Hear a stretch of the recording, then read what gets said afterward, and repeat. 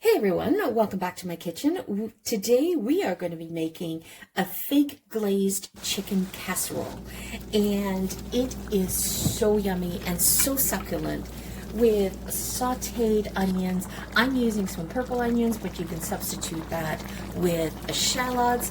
I happen to love sautéed onions, so I happen to do 2 cups here. You can do 1 cup if you want, but you want to cut them in thin slivers, right? Because we want to see them floating around in the fig glaze sauce that we're going to be making. All right, and then you're going to need chicken. Now, what I have here is I'm making a serving for 6 people. So I got 3 chicken quarter hinds, the leg and the thigh, and this recipe must be made with bone in. That's where you get all the yummy flavor from it. I would not use chicken breast. I would not use boneless, skinless thighs, and it's not worth your time making this dish if you're going to do chicken breast or boneless chicken thighs. You want to extract as much flavor as you possibly can. So what I did is I broke up the drumstick from the thigh, and I washed it really well. I rinsed it with vinegar. I tend to rinse my chicken with apple cider vinegar or white vinegar, and I trimmed off as much of the fat that I didn't want, and then I scored the chicken. I did 3 scores on the chicken. Now, why did I do that? It's because I want the glaze to seep into the chicken and get all that yumminess into the meat, okay? So that's what you're going to do. So this is a serving for 6 servings. Again, everything that I'm doing here, you could cut in half if you wanted to do a serving for 3 or 4. But here's the thing. If you're going to make this dish and you're like 2 people at home, by all means, make it and then put the others as leftovers for sometime during the week, or freeze it, because this freezes extremely well. So that's what we're going to do there. Now, what we're going to need is, for the seasoning, you're going to need 1 teaspoon of dry rosemary, 1 teaspoon of dry thyme. You're going to need a 1/4 teaspoon of black pepper and a 1/4 to a teaspoon of sea salt. It's up to you how much salt you want to use. Now, if you want to substitute the rosemary with with fresh rosemary, you then are going to need at least 4 teaspoons of fresh minced rosemary and 4 teaspoons of and 4 teaspoons of fresh minced thyme. So it's winter, so I'm just going into the pantry and utilizing that. You're going to need 2 tablespoons of freshly squeezed orange juice, and you're going to need 1 tablespoon of Worcestershire sauce. You're going to need some sort of vinegar. So you could substitute sherry vinegar. That's what you had. I didn't have sherry vinegar on hand, so I'm actually going to use balsamic vinegar. It does the same thing. It adds that same background flavor note. Or if you had sherry at home, you could just substitute the sherry for the sherry vinegar and add a little bit more lemon juice, and that would give you that tangy taste, that sour note that we were looking for. And you're going to need 1/3 cup of water. So what we're going to do is we're going to basically get all the ingredients put together into a bowl and then marinade. Now, what you can do is you can simply make this chicken casserole the way it is, and with the chicken, and we'll get into the fig preserve in a moment. Go through all of that, and then you could add in, if you wanted to stretch the dish and make it more hearty, or stretch the dish in terms of being able to serve more people because you have less meat, you could throw in a can of white cannelli beans, like white beans, into the dish. Now make sure that if you're going to do that, have no salt. Look for the no salt one, and the reason why I'm saying no salt, because you want to have that salt coming from how much you add to the dish, right? And also make sure that you rinse your beans really, really well. I run it through, when I use it, I run it through cold water at least 4 or 5 times, get rid of all of that, drained it well, and and have it ready to go. And then again, you want to use the canned ones because they're ready to just to add into a recipe. So if that's what you're interested in, you could stretch the dish that way as well. So what we're going to do is we are going to add into this all of the ingredients that we need, okay? So we're going to need a 1/3 cup of water, just room temperature water. And let me grab 2 tablespoons of freshly squeezed lemon juice. I'm doing this because I have some seeds there. Don't want that in. That's 1. Oh, look at that. Whoops. All right, perfect. So a 1/3 cup of water, 2 tablespoons of lemon juice. Then you're going to just take the entire seasoning, add that in. I'm telling you, this is like such an easy dish, and it tastes so scrumptious. Oh, I don't know how to explain it. To me, I absolutely love this dish altogether. It's just so yummy. And it's a very popular Mediterranean dish, by the way, with the fig preserve. So 1 tablespoon of Worcestershire sauce. Please, I really can't say that, and I always butcher it, so my apologies on that. And let's take in some of the balsamic vinegar. Oops. There we go. So what we're going to need here is we're going to need 2 tablespoons of sherry vinegar, or you can substitute it with balsamic vinegar. Now what I'm going to do is I'm going to do 1 tablespoon of balsamic vinegar and 1 tablespoon of just regular dry sherry, because I didn't have any sherry vinegar. So again, you see how you can sort of mix and match. So now I get the best of both worlds. Let's get that there. And if you're going to be using balsamic vinegar, try to get a nice thick syrupy one. Let me show you what I mean. Look at the viscosity when I'm pouring this. See that?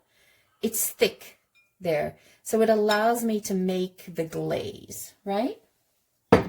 So let's pop that back in there. And then you're going to need some fig preserves, right? I love this one particular because it is actually fig and orange together. You can just get regular fig preserve if that's what you want, or just use regular fig jam. So this brand here, okay, way too close to the camera. This brand here has a beautiful royal fig jam that I have used in the past, and it's really good too. But I wanted to get the orange combination. So what you're going to need is you're going to need about 3/4 a cup to a cup. I just take this whole thing. Oh, that's too big. I just actually take all of this and just pop it in.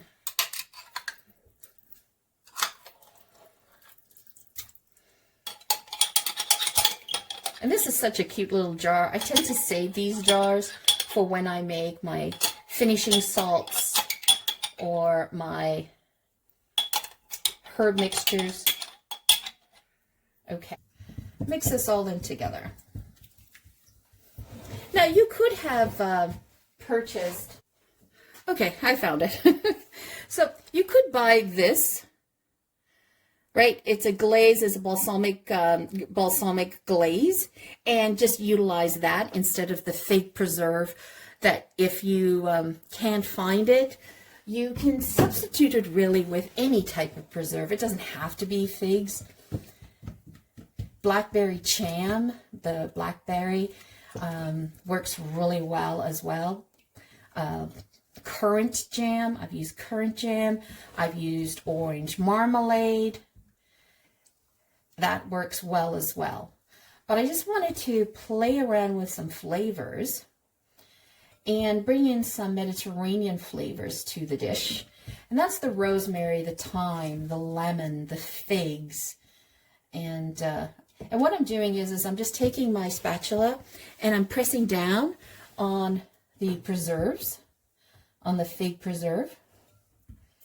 I'm just trying to make it more liquidy. So let's mix that all in together. Oh, it smells so, it's such a unique smell to it with the rosemary.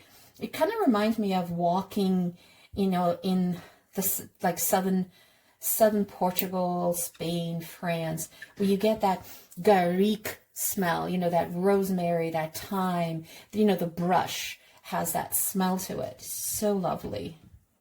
I tend to remember, my memories are visual and also it's sound, it's picture, and smell.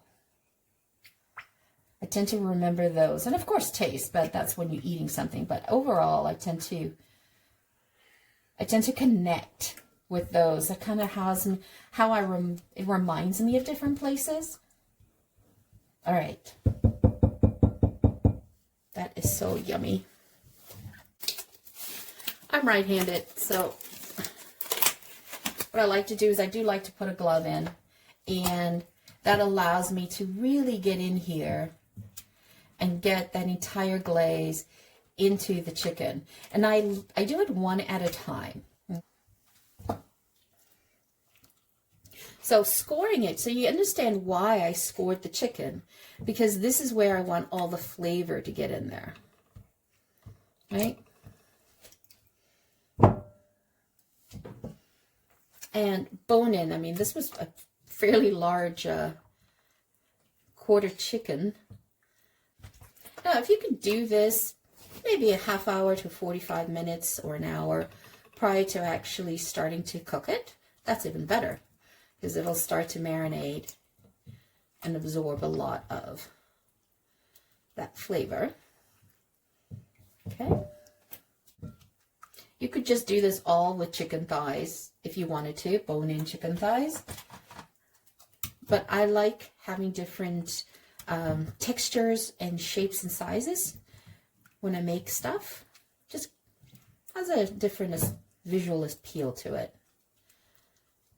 So juicy, so yummy. Okay, now don't throw this marinade away, because we will reuse it, or we're going to use it and we're going to cook with it. So now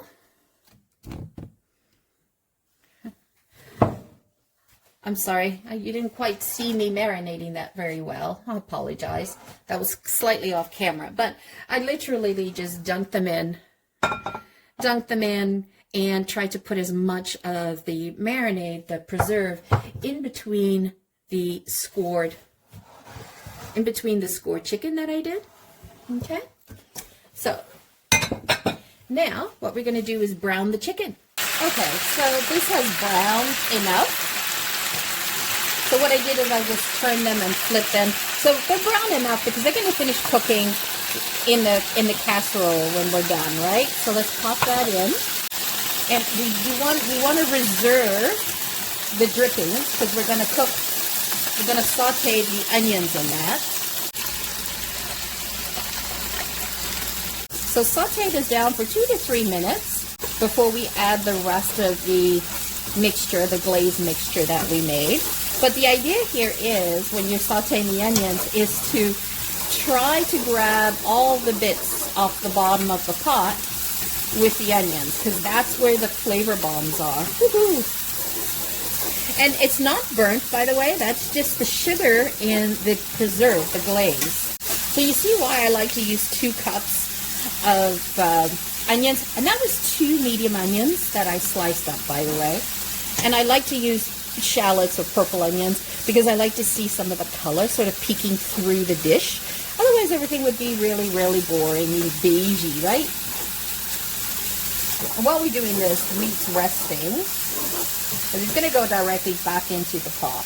Just to saute this down a little bit further, I'm going to put a pinch of salt. And why am I adding a pinch of salt? It's to help extract the liquid out of the onion.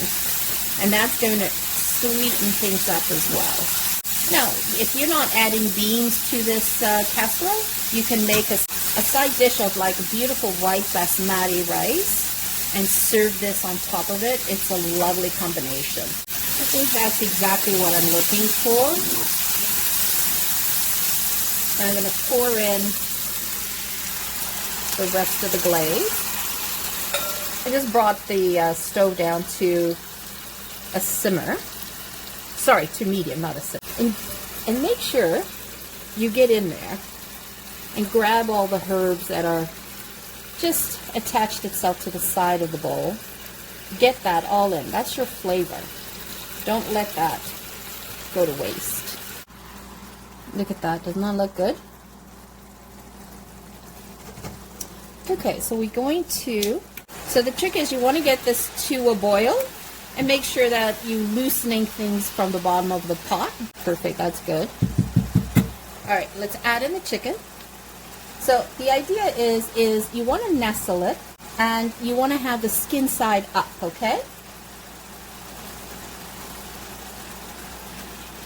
Skin side up. And you notice I did not add any garlic to this dish.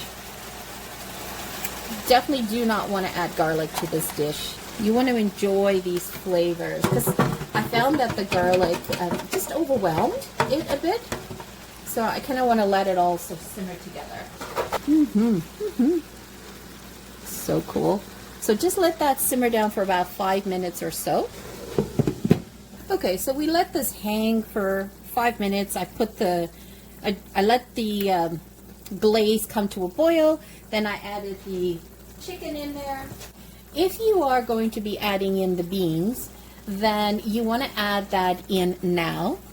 But the idea is that you want to simmer this chicken just now that we've lifted the cover up. We want to simmer it for about 12 to 15 minutes to make sure that everything is cooked through. So you just kind of want to simmer this together, like simmer it all. Now, if you are adding in beans, right, your white cannelli beans, then what you can do is you can season it before you add it to the pot. So after you've drained it, you can add some sea salt and some freshly squeezed lemon juice to the cannelli beans, because then that will be added to the pot when you go to make it as well. The idea is to simmer this and get that liquid that we see here in the pot to evaporate and get more of a glaze. We'll just let that hang and we'll come back to it. I have my stove on 4, just 1 notch lower than medium. Just look at that gorgeous, sumptuous caramelization. This sticky fake glazed chicken and you make, wow, is proof that you don't need a sink full of dishes to make a gourmet meal. It was really so easy to make. It is the ultimate easy one-pan dinner. You get those protein-packed beans, those savory chicken pieces, and that incredible sweet and salty fig glaze, all in under 40 minutes. Isn't that awesome? If you're looking for more easy weeknight recipes or high-protein sheet pan meals, make sure to hit that subscribe button. You can find the measurements and the ingredients in the description below. Give this a try tonight and let me know in the comments how the fig glaze changed your life. We'll see you in the next recipe. I'm working really hard to grow this channel and bring more of these recipes to life. And honestly, every single subscriber makes a massive difference to a creator like me. If you enjoyed this sticky fig glazed chicken, it would mean the world to me if you hit the subscribe button and join our little community for free. It's the best way to help us grow and reach out and reach our next milestone. Thank you once again. Ciao for now. Don't forget to hit subscribe.